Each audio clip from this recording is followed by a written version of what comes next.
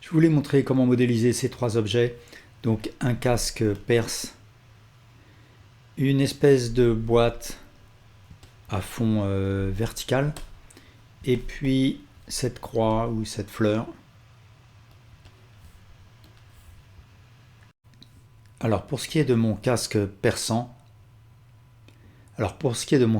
perse, je vais supprimer mon cube et créer un mesh UV Sphere. Et en mode edit, je vais faire une rotation sur X de 90 degrés. Et en vue de face, je vais faire un Alt Z pour voir en transparence. Et puis je vais sélectionner tous ces vertices.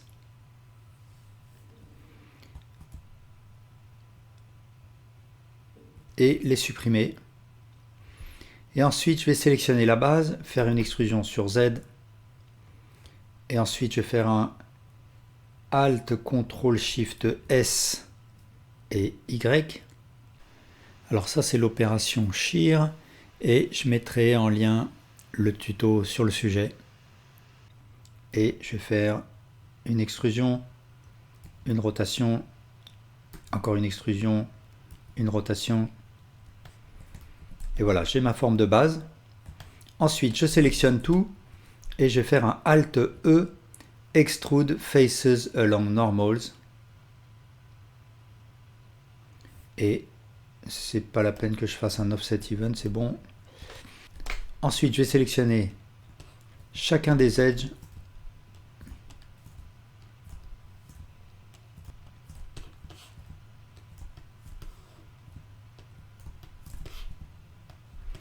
Et je vais faire un bevel, donc CTRL B.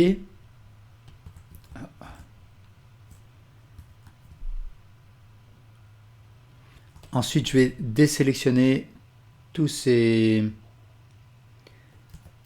triangles là.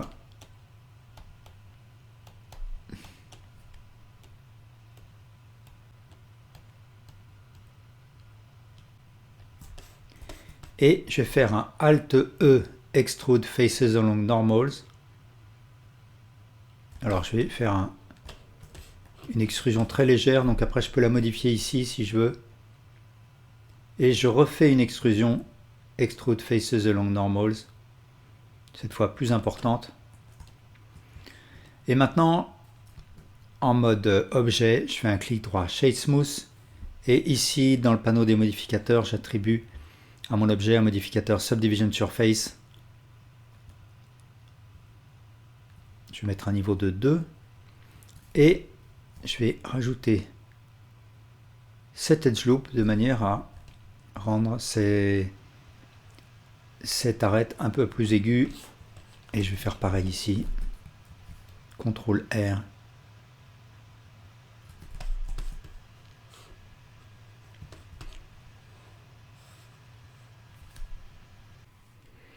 Alors pour ce qui est de ma boîte, je vais garder mon cube et en mode edit, je vais sélectionner la face du haut et la supprimer. Et ensuite, je sélectionne cet edge loop, je fais un scale et la paroi du fond est censée être verticale. Donc ici, je vais activer le Snap to Vertex. Je sélectionne cet edge et je le déplace sur Y, G, Y. Et avec CTRL, je fais un snap sur ces vertices-là. Et maintenant, je fais une extrusion sur Z, un scale. Ensuite, ces edges sont censés être arrondis, donc je les sélectionne. Et je fais un bevel, CTRL B. Et avec la molette ou bien le pavé numérique, le plus ou moins du pavé numérique, j'augmente ou je réduis la quantité de segments. Je vais en mettre 2. Et je vais, avec Alt Z, me mettre en transparence. Je vais faire un CTRL R pour couper ma boîte avec un loop cut. Et pour prolonger, je vais activer le couteau K et A pour couper orthogonalement. Enter. Et je supprime la moitié de ma boîte.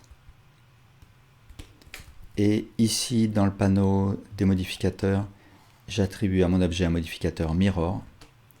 Comme ça, il me suffit de travailler sur la moitié de mon objet seulement. Alors là, il faut noter que j'ai un petit arrondi, donc je vais faire un CTRL B et je presse V pour passer en mode de bevel de vertice. Je vais un petit peu changer la topologie, je vais couper avec le couteau K et A pour couper orthogonalement. Enter. Et je vais prolonger cet edge avec le couteau K et Enter, et je vais supprimer cet edge, je vais le dissoudre avec un CTRL X, et puis je peux peut-être faire un GG, faire glisser cet edge. Voilà, alors j'ai la forme de base de ma boîte, je vais la dupliquer avec un Shift D, et cette version-là, je vais tout sélectionner. Alors je vais penser à activer l'option Clipping pour ne pas créer de face interne, là où il y a l'axe de mon miroir. Et je presse Alt E et je fais un Extrude Faces Along Normals pour créer de l'épaisseur. Et j'active l'option Offset Even de manière à avoir une épaisseur régulière partout. Alors après, je vais attribuer à mon objet un modificateur Subdivision Surface pour l'arrondir, avec un niveau de 2. Je vais faire aussi un clic droit Shade Smooth. Et je vais, pour garder des bords, des arêtes bien aigus, je vais sélectionner tous mes edges, ici et ici, et faire un bevel. Donc CTRL B. Alors il faut que je sorte du bevel de vertice, donc je presse V pour revenir au bevel d'edge, et je vais faire un bevel assez fin. Je peux toujours changer bien sûr la taille de mon bevel et la quantité de segments, mais je vais rester à 2 segments.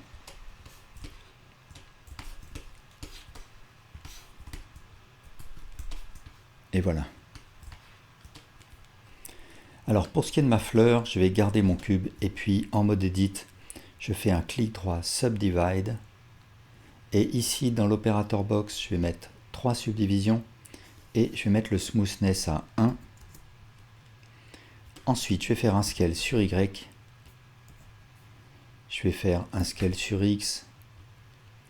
Je vais supprimer la moitié. Donc Alt Z pour me mettre en transparence. Je vais aussi supprimer la base. Et ici, je vais attribuer à mon objet un modificateur Mirror. Je vais peut-être aussi supprimer cette moitié et faire le miroir sur Y aussi. Et je vais sélectionner cet edge loop, faire une extrusion. Je vais activer l'option Clipping ici, de manière à ce que mes vertices collent. Et je vais faire un CTRL R et créer une suite d'edge loop, peut-être 3. Ensuite, je vais activer l'option Proportional Editing ici. Je peux presser O. Je sélectionne ces vertices et je les tire vers le bas. Ensuite, en vue de côté, je vais sélectionner ces vertices et les tirer sur Y. Je vais peut-être un petit peu gonfler aussi cette partie.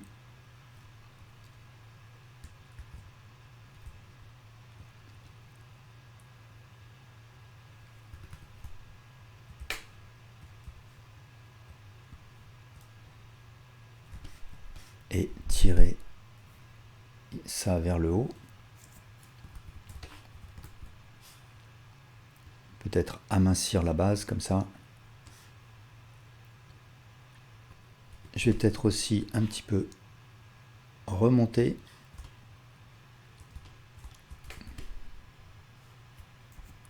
Une fois que je suis content de ma forme, je vais lui attribuer un nouveau modificateur Mirror de manière à la répéter. Alors, je vais utiliser le miroir plutôt que l'array. Ça me permettra en fait de faire disparaître la topologie là où les formes vont connaître une intersection. Je vais créer un empty. Je vais créer un empty sphère. Ici, dans Object Data, je vais augmenter sa taille. Et maintenant, je vais désigner ma sphère comme Mirror Object.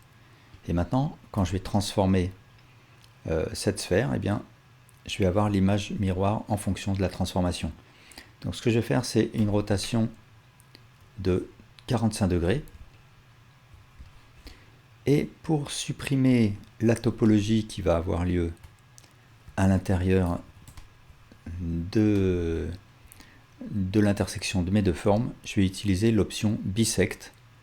Alors là, il me fait bien une image miroir et un bisect, mais moi ce que je veux, c'est l'opposé de X. Donc je clique sur Flip, et là cette fois j'ai bien l'opération, et ça va détruire, supprimer la topologie là où le miroir a lieu à l'intérieur de l'intersection.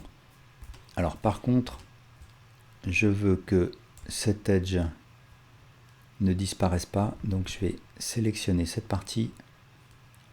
Donc en fait c'est cette partie là, et la soulever comme ça.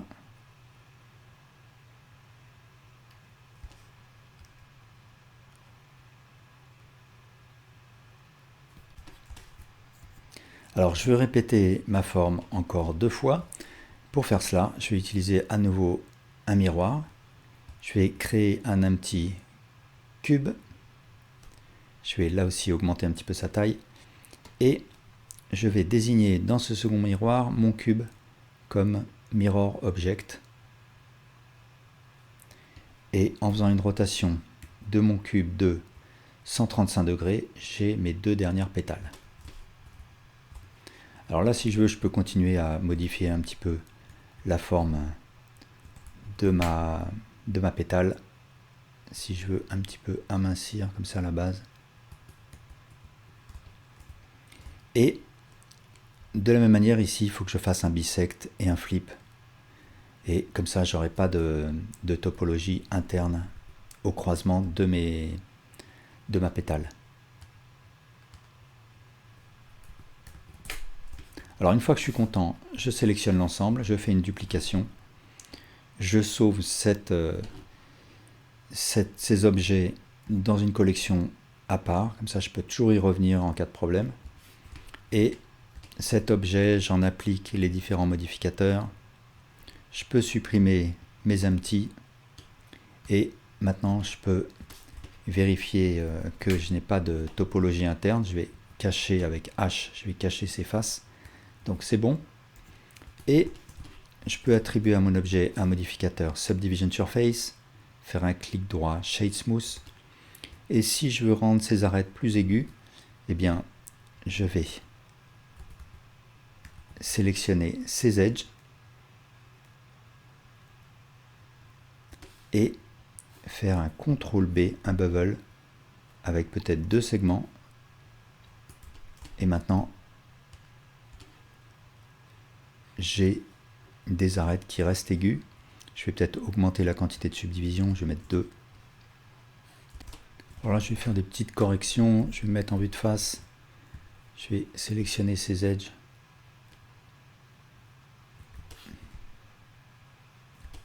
Et faire un scale sur Y.